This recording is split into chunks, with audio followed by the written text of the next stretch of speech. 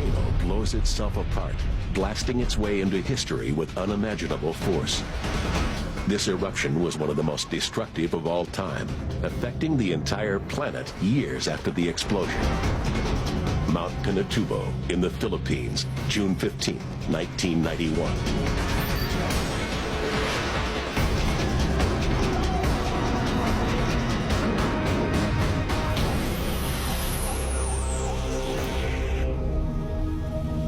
Deep in the dark heart of the Philippines lies a small and undistinguished peak. Once it was a volcano, one of the biggest the world has ever seen. But for 5 centuries, Mount Pinatubo has been dormant, ignored by the hundreds of thousands of Filipinos in the towns and cities that have grown up in its shadow. But for an ancient people living high on its slopes, the mountain is sacred. The Aitas celebrate and worship Mount Pinatubo. Like all her tribe, Flor de la Cruz believes that Apo Malari, the god of all things, lives inside the mountain. Bilang isang katutubo, it is our responsibility to look after the mountain, defend it, and care for it. It is holy because we believe it is Apo Malari's home. But stirring deep within Pinatubo is not a god, but a molten monster. Cracks are opening in the bedrock of the mountain, and miles beneath the Earth's crust lies the cause, a colossal churning sea of magma, superheated molten rock. Titanic forces are at play, but far above, on the fragile surface, few have any idea they are living on top of a volcano. Then, on the morning of April 2nd, 1991, comes the first warning of an apocalypse.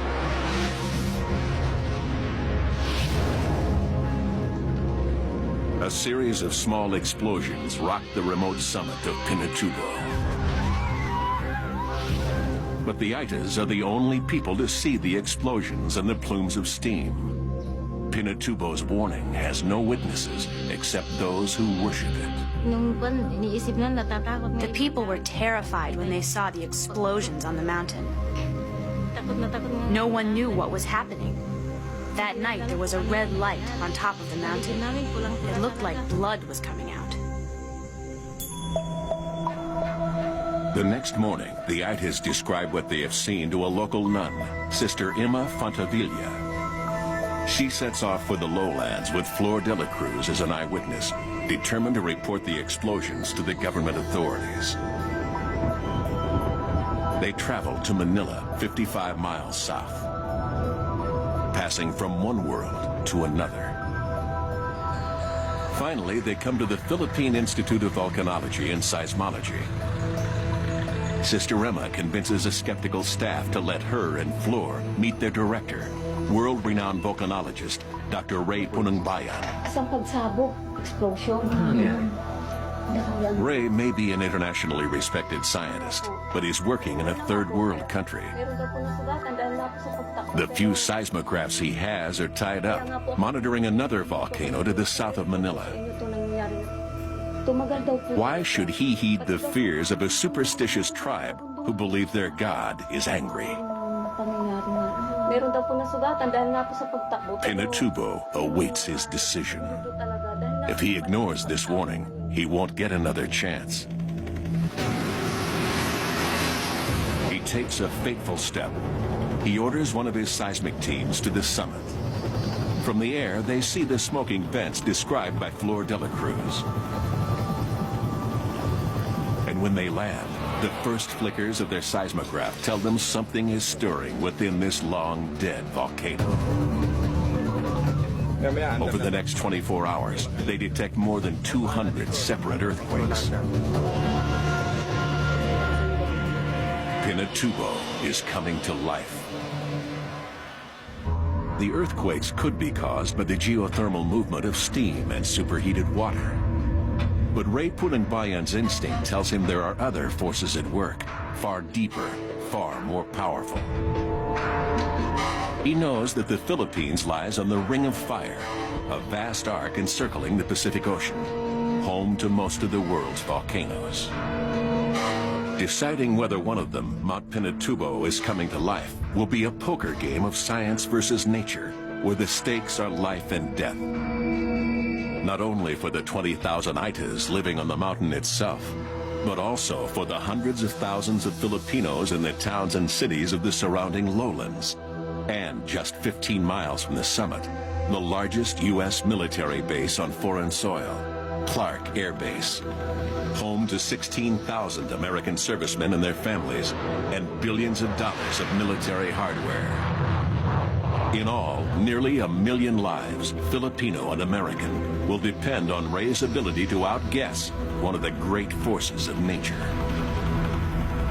A volcano is not an enemy nor an adversary. It's something that you try to befriend, in fact, and try to understand what it is, what it's going to do. Then you have to read the signals properly. And if you fail to do that, then you lose in the game. Trying to predict a volcanic eruption is not for the faint-hearted. It is part science, part gut instinct. And there are few seismic detectives who can successfully track these killers from the deep earth. Ray knows that a volcanic eruption cannot be stopped, but it can be escaped. If Pinatubo is on the boil, it will be his job to say when it's going to blow. And he will get only one chance. If he calls an evacuation too early, those ordered out of the danger zone will come back. And if he calls it too late, hundreds of thousands may die. For days, his team tracks the earthquake swarming deep beneath the mountain, but their equipment is outdated. The Filipinos need help, and Ray knows where to find it. Chris Newhall of the United States Geological Survey in Washington is an old friend and a volcanologist. He's got the high-tech instruments that will help Ray penetrate Pinatubo's secret. On April 23rd, he and a crack team of U.S. scientists join Ray's task force of volcano detectives. They set up their operations center at Clark Air Base within sight of Pinatubo's summit. To them, as to all who live around it, the mountain looks just as it has since the time of Columbus. Yeah, because we were acutely conscious of the fact that there had been no eruption at Pinatubo for 500 years, and many people, perhaps even a majority, doubted that it was even a volcano. Ray and his team know Pinatubo is a volcano, but what kind and how dangerous? While some volcanoes, like Mauna Loa and Kilauea in Hawaii, release free-flowing rivers of lava, the most catastrophic type of eruptions are explosive. Mountain loads of magma that detonate suddenly and usually without warning. Instead of lava, explosive volcanoes hurl out massive pyroclastic flows, superheated tidal waves of rock and ash. It's a hot hurricane or hot blast of rock and ash and gas. And we know enough about pyroclastic flows to know that virtually nobody survives. Ray and Chris study aerial photographs to plot the footprint of Pinatubo's last eruption. They are shocked by what they see in the maps and the ancient geological record. An explosive volcano as big as any in history. I think the oh my God moment came very early. We could see straight away that the kind of explosive eruptions that had occurred in the past from Pinatubo were of the same order of magnitude as what had occurred at Krakatau in 1883. Krakatoa, a remote Indonesian island, blew up in 1883 and remains the deadliest volcanic eruption in recorded history. The detonation was heard 3,000 miles away and created a tsunami 100 feet high that drowned 36,000 people. And in Pinatubo's eroded canyons, Ray and Chris find evidence of a Krakatoa-sized eruption. Pyroclastic flows that once incinerated and buried the land under Clark Air Base. Could it be capable of such a cataclysm again? The seismographs trace a veiled but deadly threat. 1 million lives hang in the balance. 1 million unwitting souls dependent on just a few. Ray and his team are intensely worried about Pinatubo's awesome past. And the seismologists continue to detect clusters of earthquakes deep beneath the surface. Ray has ordered an evacuation of the immediate area around the summit. Only the Itas are affected, but to them it is heartbreaking. To them, leaving their sacred land also means turning their backs on their God. From the high slopes, thousands of Itas begin to trek down the mountain to resettlement camps in the lowlands. But in a remote ravine on Pinatubo's southeast face, one tribe of Itas has decided to stay and put their fate in the hands of Apo Malari. Hiding from the Army and the Air Force, whose job it is to ensure Ray's evacuation order is carried out, they seek shelter in a cave.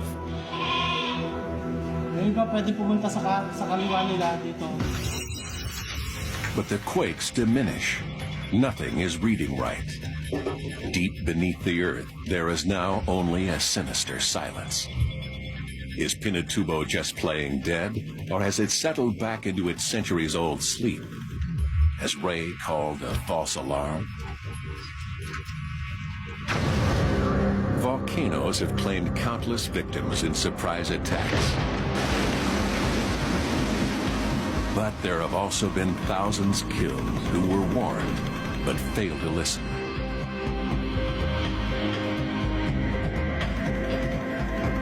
(1985), the city of Armero in Colombia is buried by a volcanic flow. In the weeks and days before, scientists told those who lived here that Mount Nevado del Ruiz was going to erupt. But neither they nor their government listened. 23,000 people died. Nevado del Ruiz is etched onto the mind of every volcanologist. It was a terrible tragedy. It was completely avoidable had people understood what the hazard was that they were facing. They could have actually walked to safety.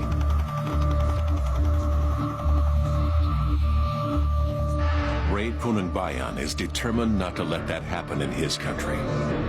But right now, he's hanging in the wind of skepticism and outright disbelief. The U.S. military command at Clark thinks Ray and his scientific team are overreacting. So do many in the Filipino government, which can ill afford a mass evacuation if Ray decides to call it. And as if to spite him and his team, Pinatubo barely stirs for days. And Chris is fighting his own battle with official skepticism. Washington is threatening to pull the plug on his team and their precious equipment unless he delivers some clear answers fast on whether Pinatubo is really going to blow. He and Ray have to find some clear evidence that there's magma arising beneath Pinatubo. To find that proof means a risky chopper flight low over Pinatubo's steaming vents. Magma contains highly pressurized sulfur dioxide. If Chris can find the gas, he's found the magma beneath the surface. What I'll do is see that first little ridge line up there. I'll try and set it up so we can go right up about there and make a left pass along down to this ridge line here. But the chopper is ill-suited to the task. Its rotors churn the air and confuse the detection instruments. Let's drop down a bit. Okay, coming down, center, using throttles. Taking the chopper any lower is dangerous. An unexpected blast of steam could bring them down. But it's their only chance of detecting sulfur dioxide. To Chris, it's worth the risk. Well, do you want us to keep flying around looking at it, or? Yeah, we got to make sure what it is. Let's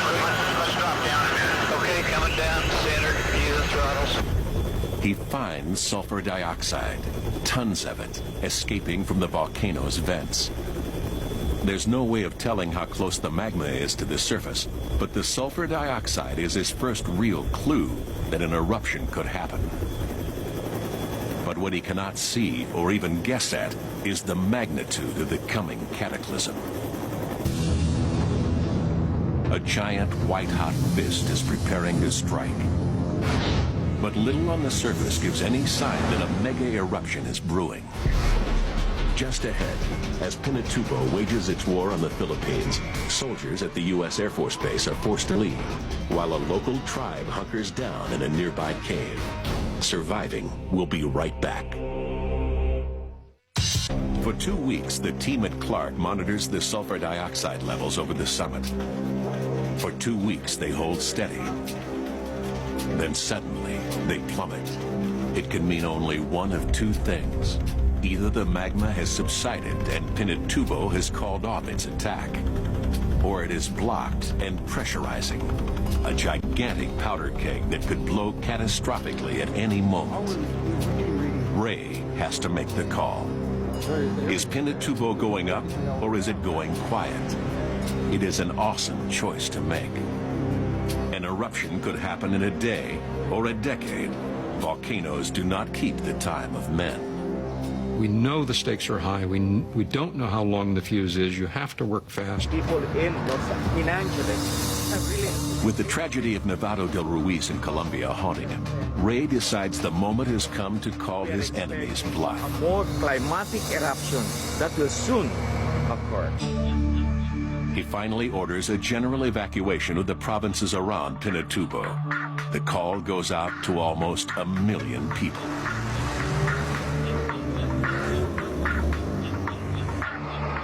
But is it already too late? Will everyone heed the call? On the outskirts of Angeles City, Big Mendoza is about to go into labor. None of us believed the volcano was going to erupt. Neither she nor her family believe what they're hearing about Mount Pinatubo. Most days they can't even see it through the tropical haze. The government was telling all of us to evacuate. We could not accept it because we had lived there for so long, and I was also 8 months pregnant.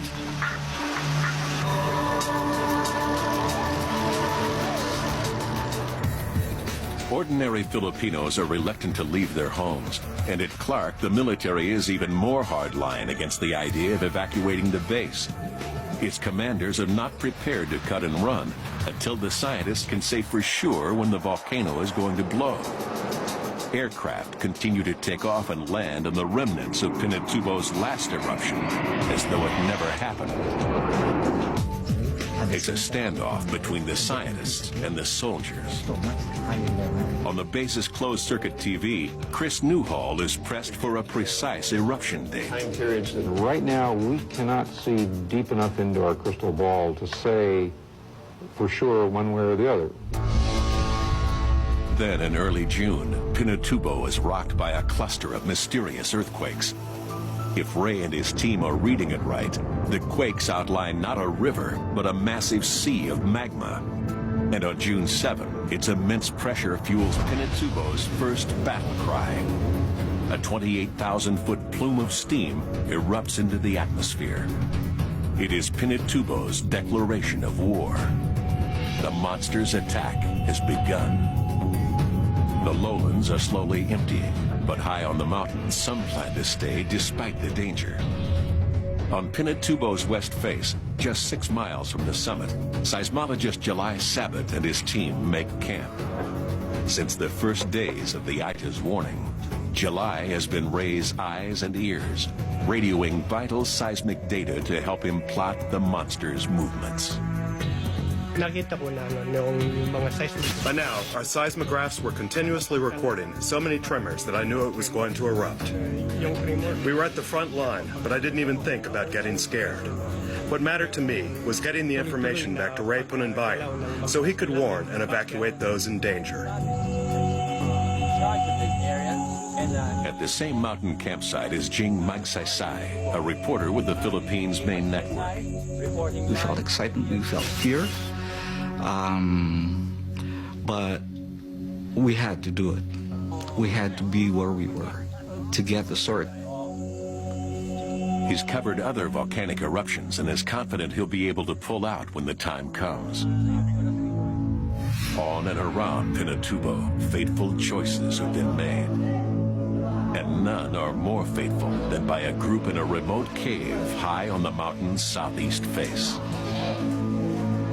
In all, there are 40 families, a whole Itis tribe, nearly 100 people, men, women, and children.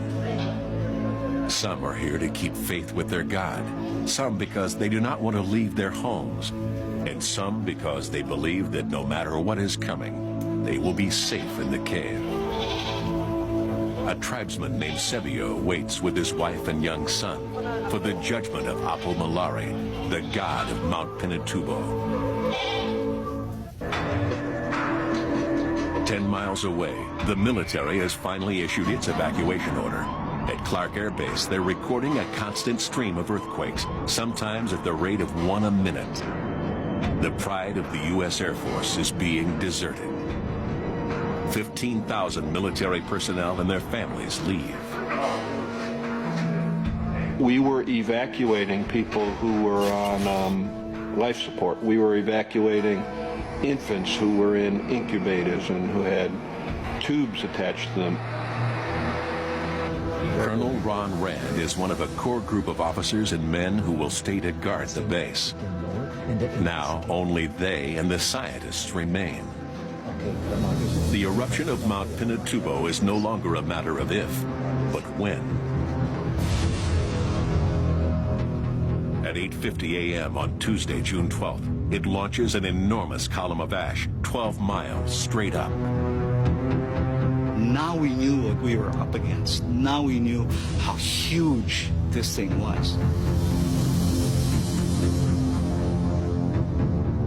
Here's this plume, unlike anything I've ever seen. Giant, dark, gray, swirling, roiling, boiling, just growing as you looked at it and going like a rocket. When I was a young guy in the Air Force, I got a ride in an F-4. And we climbed to 43,000 feet, and it took us 2 minutes and 40 seconds. This plume rose 60,000 feet in 1 minute. So you're standing there looking at it, and it was like this. So powerful is the force of the eruption that even its sound waves shoot straight up. Those watching on the ground hear nothing. This awesome event takes place in absolute silence.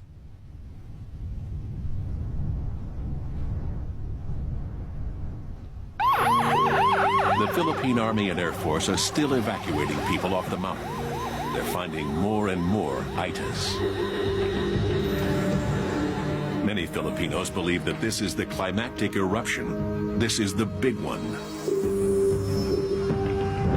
Ray and the team at Clark know something worse.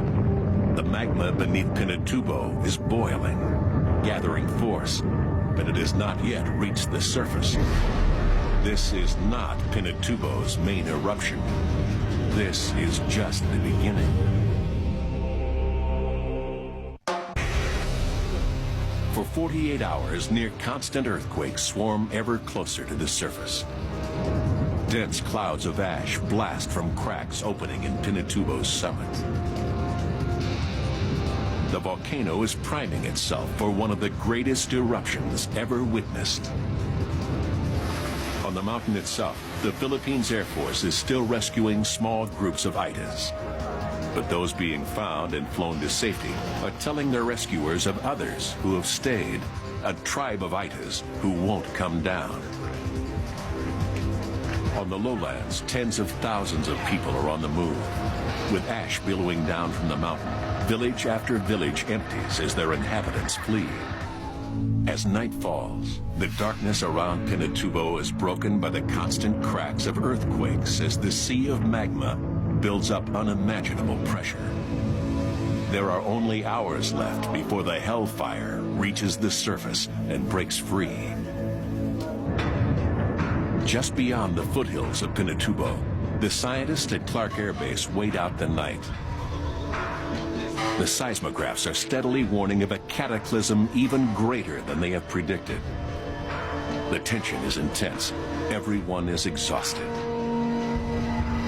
Most are frightened, but none think of leaving.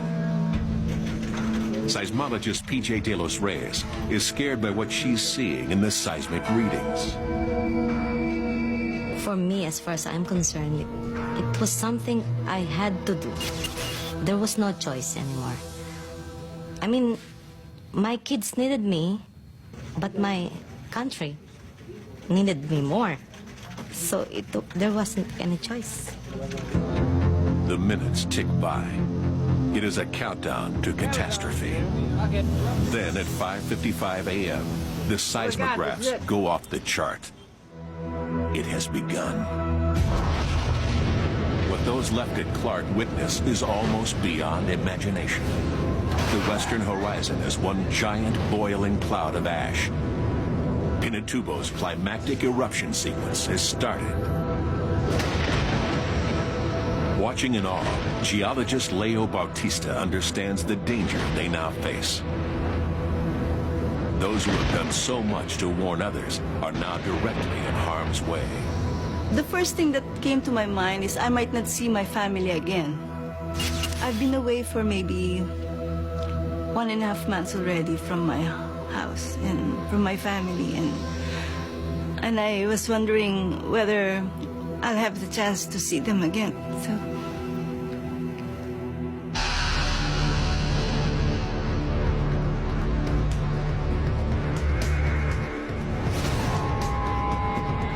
For the next 6 hours, Pinatubo erupts 4 more times. Day became night at 3 o'clock in the afternoon, and it seems that as if it's the end of the world. It is noon, and it looks like midnight out here. You can hear the sound of the ash falling.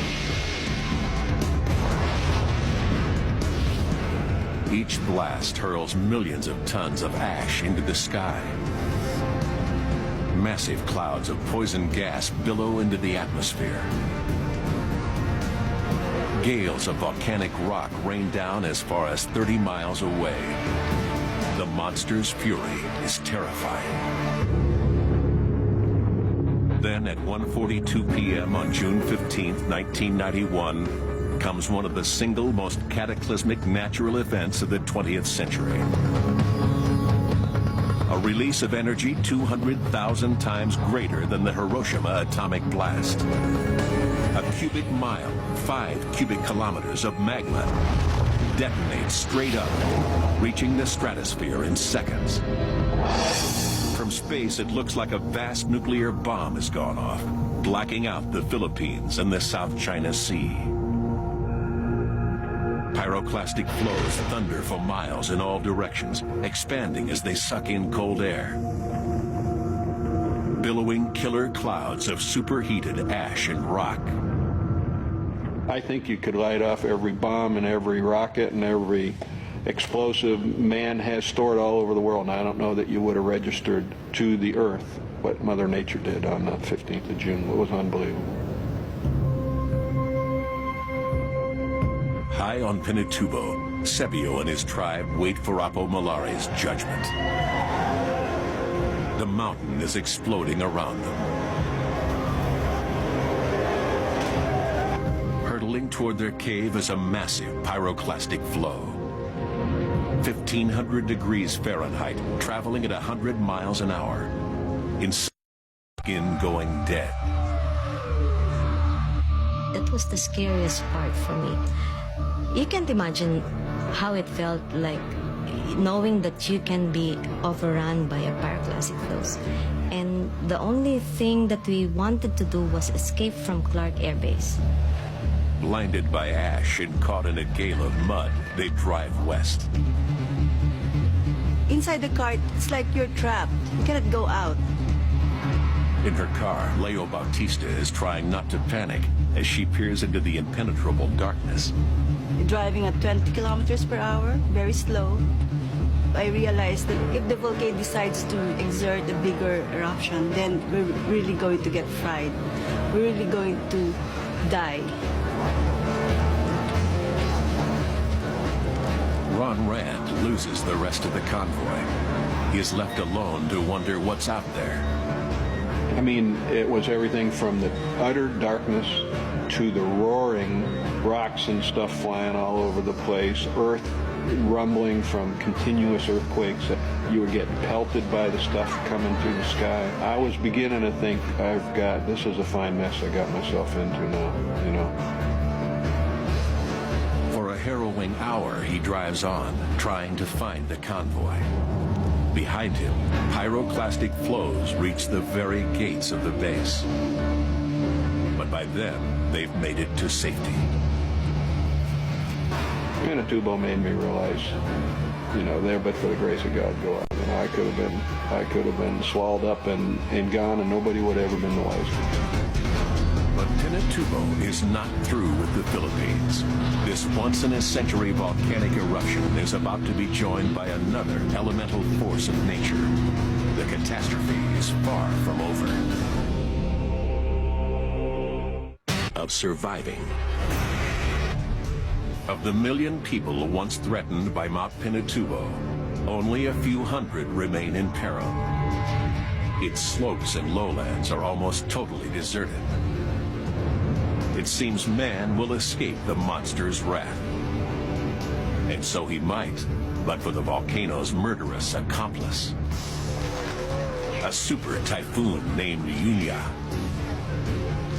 It is an incredible and deadly coincidence of natural events. Racing across the South China Sea, Typhoon Yunya reaches Pinatubo just as the volcano enters its most cataclysmic phase. It is a 1-2 killer punch, the worst possible combination of calamities. It's unbelievable. It's just simply unimaginable that these two things can happen at the same time. So you're in the middle of a battle between the forces of nature, and you're right in the middle of it. Billions of tons of ash are caught by lashing winds and torrential rain, turning the sky above Pinatubo into a boiling mudstorm. To those caught in it, it's as if concrete is pouring from the sky. House after house, building after building, falls to the devastating mudstorm. It happens quickly and without warning, crushing those trapped inside. It was too much for any town or any person to take. It was just unnatural.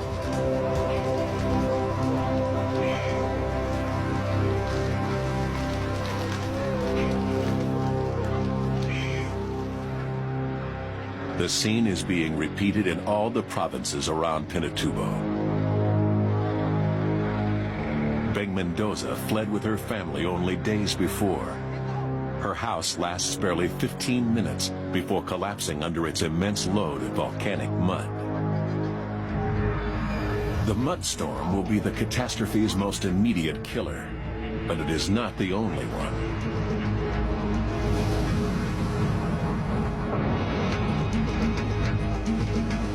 The torrents of water running off Pinatubo have collected massive quantities of hot volcanic debris. They are called lahars, dense mud flows, and they tumble over the lowlands like floods of liquid rock, crashing through towns, grinding everything in their path.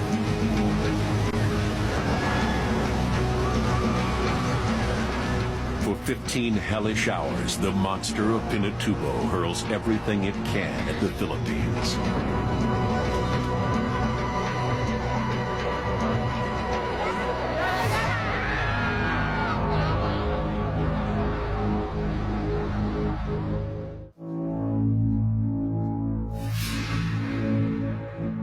And when the sun finally breaks through again 2 days later, it is shining on another planet.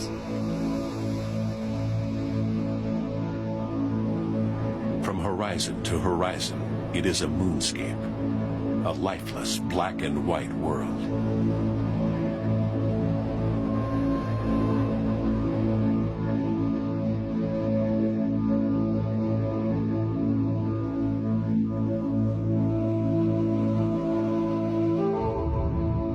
largest volcanic cloud of the 20th century is circling the Earth.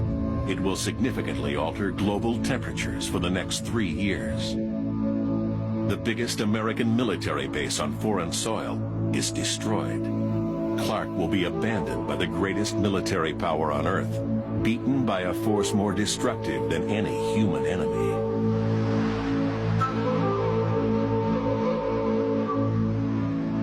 After the fact, we said it was the mother of all eruptions. It was the mother of all events any one of us had ever been through. It was huge, it was scary, it was powerful. I know it changed the way I thought about the world we live in. Nature did its very worst, but its opponents, men like Ray Punangbayan and the men and women who worked with him, did better. Incredibly, in this awesome natural event, fewer than 300 people lost their lives, but it could have been hundreds of thousands. It is a victory for man. A human catastrophe was averted.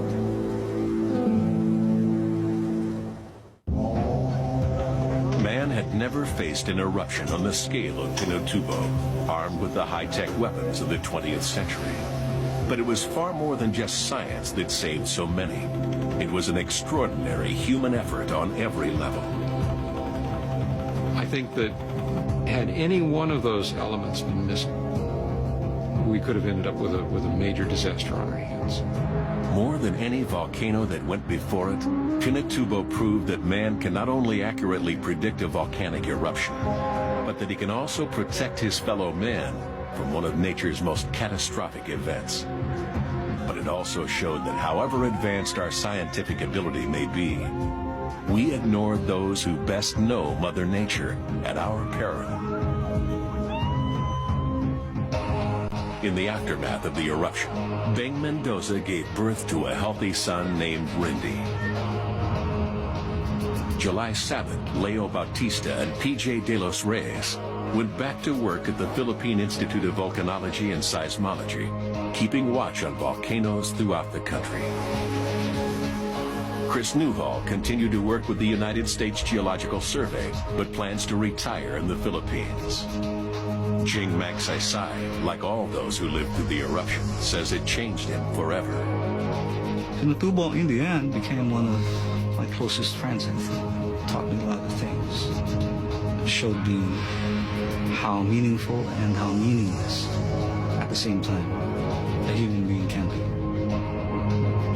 And Ray Punangbayan, the undisputed hero of what was one of the greatest eruptions in modern history, retired in 2002. The Pinatubo experience is something that you recall with a smile. It's a classic example of how international cooperation should work when you're responding to disaster. It's a success story.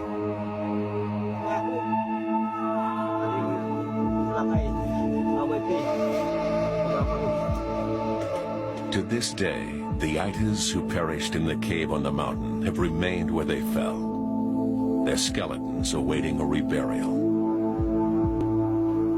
But now, Sebio and his people gather their bones and carry them to their new village, where they are laid to rest in a tomb sealed with the ashes of the volcano.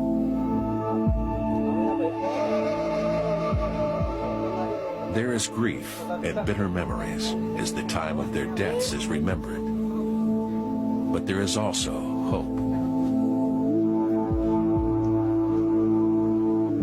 The Aitas people have returned to their sacred land. Their mountain may have changed, but their God is at peace again.